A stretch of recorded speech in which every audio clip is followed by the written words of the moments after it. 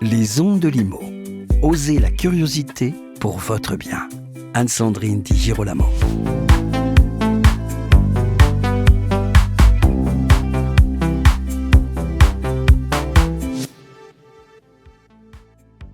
Bonjour à toutes et tous et bienvenue dans ce nouvel épisode qui est consacré aujourd'hui à la naissance de Syndic France, qui est présidé par le syndic lillois Adrien Vacheran.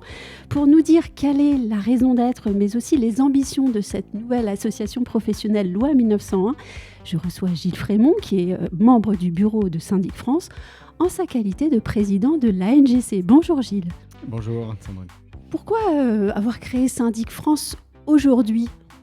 Alors, Syndic France, au départ, ce sont les partenaires de l'ANGC, l'ANGC qui, elle, a 9 ans, qu'on connaît. Et depuis quelques années, on avait beaucoup de syndics qui nous rejoignaient en tant que partenaires, et donc des chefs d'entreprise, et qui se reconnaissaient dans les valeurs de notre association, et qui, à un moment donné, ont souhaité se rassembler entre partenaires, un peu comme un club de partenaires au point de départ, et pour partager un certain nombre, de valeurs, déjà se voir, provoquer des échanges, et soutenir un certain nombre d'actions en vue de valoriser protéger, défendre les intérêts des syndics dits indépendants, donc plutôt PME, à caractère familial, syndic de quartier, ce qu'on appelle les syndics indépendants. J'ai 2 questions à ce sujet. La première, c'est sur la partition gestionnaire de copropriété et dirigeants de cabinet. Est-ce à dire qu'à partir de maintenant, il y aura les dirigeants d'un côté dans Syndic France et les gestionnaires de l'autre dans l'ANGC ou pas ? Alors, ce n'est pas tout à fait le cas, parce que dans les adhérents de l'ANGC, on avait déjà des chefs d'entreprise, mais qui adhéraient en tant que gestionnaires, où on était davantage sur les questions métiers. Alors que là, Syndic France, on est bien plus sur les questions économiques d'une entreprise qui concernent moins les gestionnaires de copropriété et qui gèrent leurs immeubles.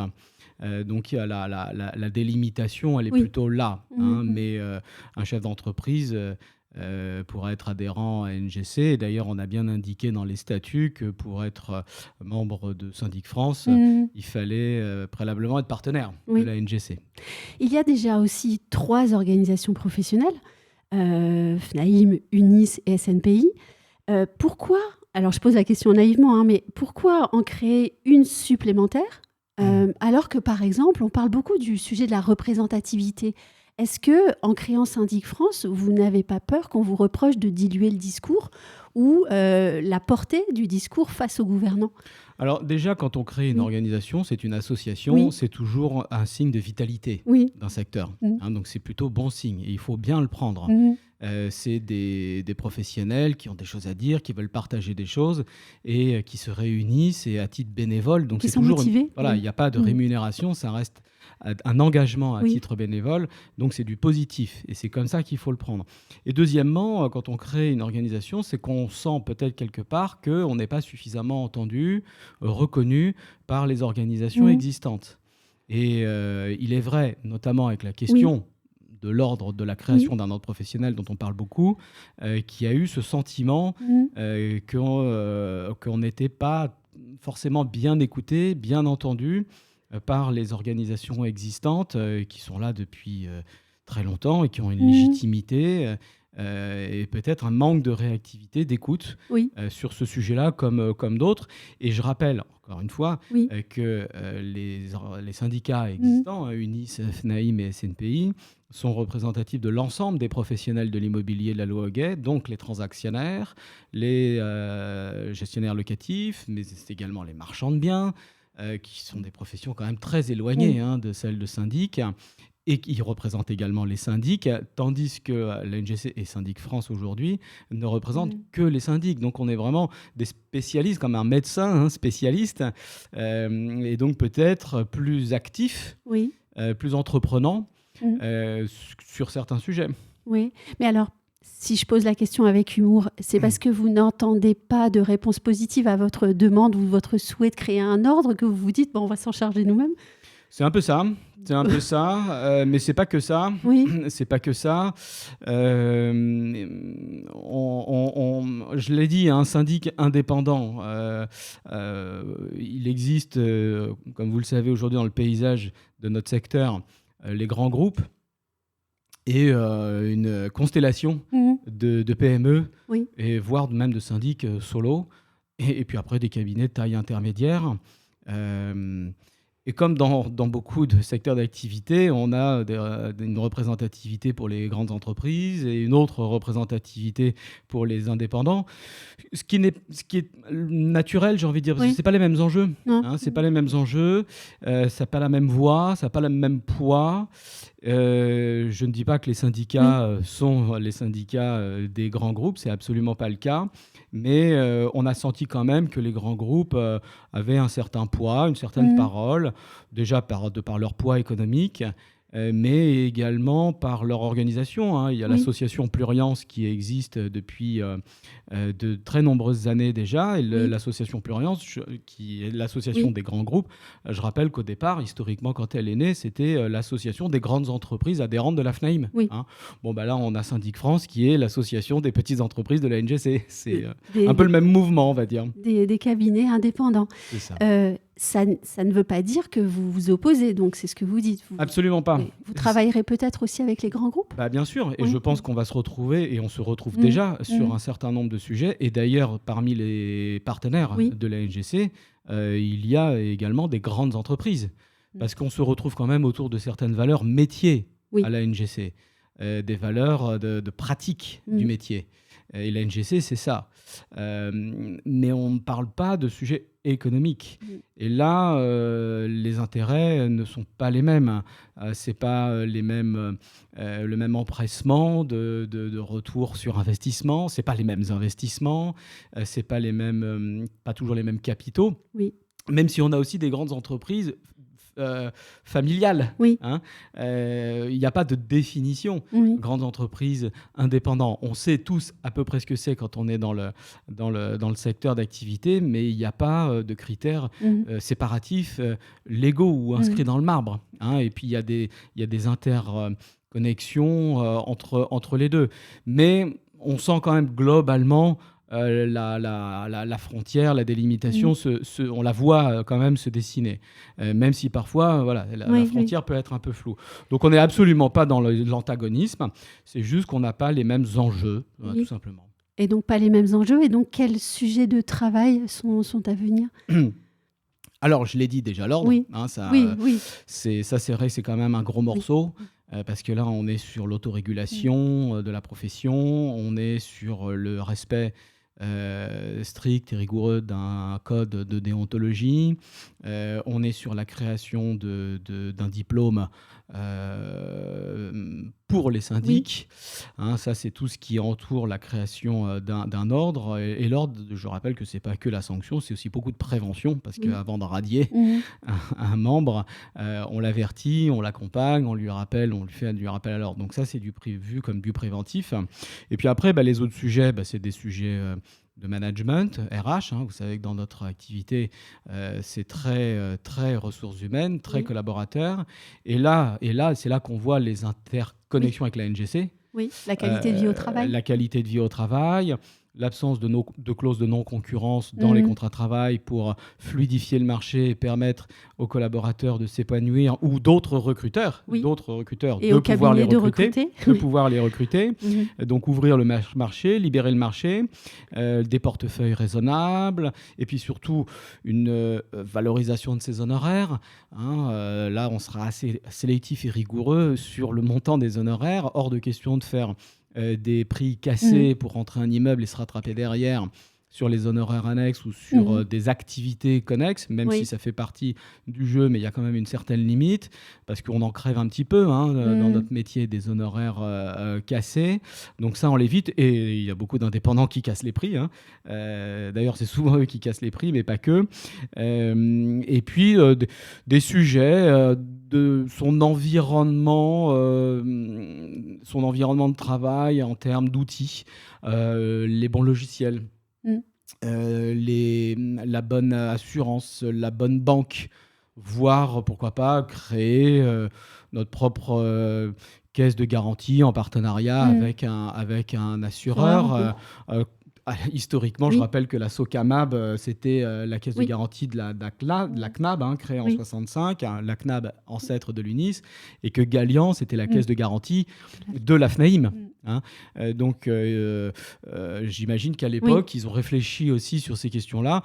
Peut-être, pourquoi pas que Syndic France pourrait réfléchir à ce sujet-là pour proposer une caisse de garantie tournée vers les indépendants. Et pas cher, j'ai envie de dire, comme en Belgique, on les a interrogés. Ils ont des produits qui sont pas chers, qui sont tournés vers les créateurs d'entreprises, etc. Même si je sais que les caisses de garantie actuelles proposent ça aussi. Mais bon, on est dans un libre marché, donc on peut aussi créer nos propres outils. Pourquoi pas, on réfléchissait aussi sur les sociétés de comptage. On voit qu'il y a une sorte d'oligopole avec beaucoup des de projets, gros, avec des gros qui détiennent un peu le marché, qui peut-être ont profité de cette position un peu de monopole. Pourquoi pas aller aussi challenger ces acteurs en place, ces oligopoles en place, pour proposer des solutions moins chères aux entreprises indépendantes, ou même les groupes, ils pourront en profiter également. Voilà, mais on veut remuer un petit peu ces sujets-là, ces sujets très économiques. Très économique, avec beaucoup d'ambition quand même.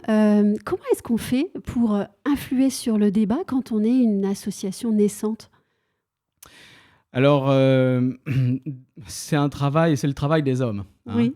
Je rappelle, donc on a Adrien Vacheran qui est président de l'association, Jérôme Javazo qui est syndic à Lyon, qui est vice-président, et puis on a Stéphane Pujol à Marseille, Sylvain Delsalle à Paris, Christophe Verrières, Johan Montesinos, Florian Delarue, qui sont du côté de Annemasse et Annecy. Donc on a bien quadrillé le territoire. Ce sont des partenaires ANGC, tous au départ. Et c'est d'ailleurs pour ça qu'ils se sont rencontrés, certains au salon de la CoPro à Paris l'année dernière, d'autres se connaissaient un peu avant, mais le lien commun, le dénominateur commun, c'est d'être partenaire à ANGC. Donc il y a déjà des valeurs, un terreau de valeurs, si je puis dire. Et déjà un travail au fond. Voilà. Et un travail. Et d'ailleurs, il est bien indiqué dans les statuts de Syndic France que Syndic France a une activité plus économique, on va dire, mais avec une touche de politique. Et lorsque l'ANGC mènera des actions, par exemple des actions judiciaires contre qui, vous savez, en dénigrement des syndics, Syndic France peut se joindre à l'action pour apporter ce poids et pour faire le nombre. Donc ce lobbying, le Syndic France le fera déjà au travers de la NGC. Et puis après, si elle veut aller plus loin, et si son représentant ou ses représentants, si Adrien et Jérôme veulent aller voir des députés, les rencontrer, ils pourront le faire. Comme ils pourront rencontrer également les syndicats. Il n'y a vraiment aucune animosité. C'est un complément, et c'est toujours comme ça d'ailleurs que j'ai présenté la NGC. On est une force complémentaire, mais dédiée aux syndics. Une dernière question. Je crois qu'en ce moment, le sujet, en tout cas ces jours-ci, c'est la modification du contrat de syndic, le contrat type. Ça, c'est peut-être votre premier sujet de travail aussi, ou pas ? Oui, alors ça, c'est un sujet qui nous intéresse. On a vu que le contrat type n'avait pas été modifié depuis plus de 10 ans et que le conseil des formations professionnelles, le conseil d'État venait de rejeter le recours de la FNAIM Grand Paris et de la FNAIM Côte d'Azur, qui est un recours qu'on soutenait d'ailleurs. Je veux dire, on soutient les actions, on se soutient les actions les uns des autres. Quand elles vont dans le bon sens et qu'elles parlent de syndic, on soutient à 100%. Donc là, ils ont été déboutés.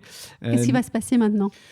Ce qui va se passer maintenant, c'est que la concertation bisannuelle, c'est tous les 2 ans. Donc, ça veut dire qu'on attend la prochaine, qui est censée être maintenant en 2027. Donc, on va l'attendre de pied ferme. Je rappelle d'ailleurs à ce sujet que la NGC avait déjà fait une lettre ouverte à Emmanuelle Wargon lorsqu'elle était ministre en 2021 du logement, où on l'interpellait sur le fait que déjà, il n'y avait pas cette concertation bisannuelle. Donc, on peut faire des propositions de modification du décret de 2015, puisque le contrat type de syndic, c'est le décret de 2015. On peut faire des propositions. tout comme l'UNIS et la FNAIM avaient fait des propositions qui sont restées au stade de l'examen au CNTGI. Alors c'est vrai qu'il y a beaucoup de lourdeur, beaucoup de pesanteur, hein. C'est quand même lourd pour sortir une proposition de texte. C'est quand même lourd. Alors nous, on peut faire des propositions. D'ailleurs, avec l'Institut Janus, on en parle aussi. Mais l'idée, c'est peut-être de joindre nos forces et de se mettre d'accord sur un texte ensemble.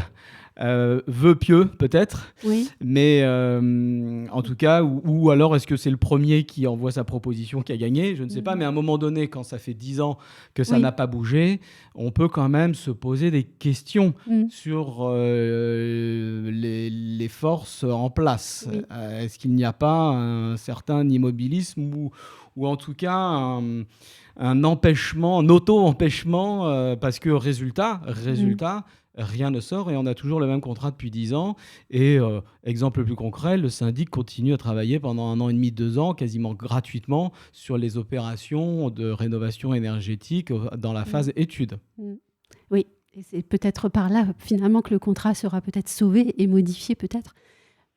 Parce que cet enjeu-là dépassera le reste, peut-être. En tout cas, on peut l'espérer, au fond. C'est un très bon exemple de pourquoi on a besoin de faire évoluer notre contrat. Oui. Et on en a plein d'autres, des exemples.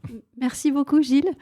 Et merci à vous qui nous avez regardés ou écoutés. Si vous avez aimé ce podcast, partagez-le sur les réseaux et on se retrouve très vite pour un autre épisode.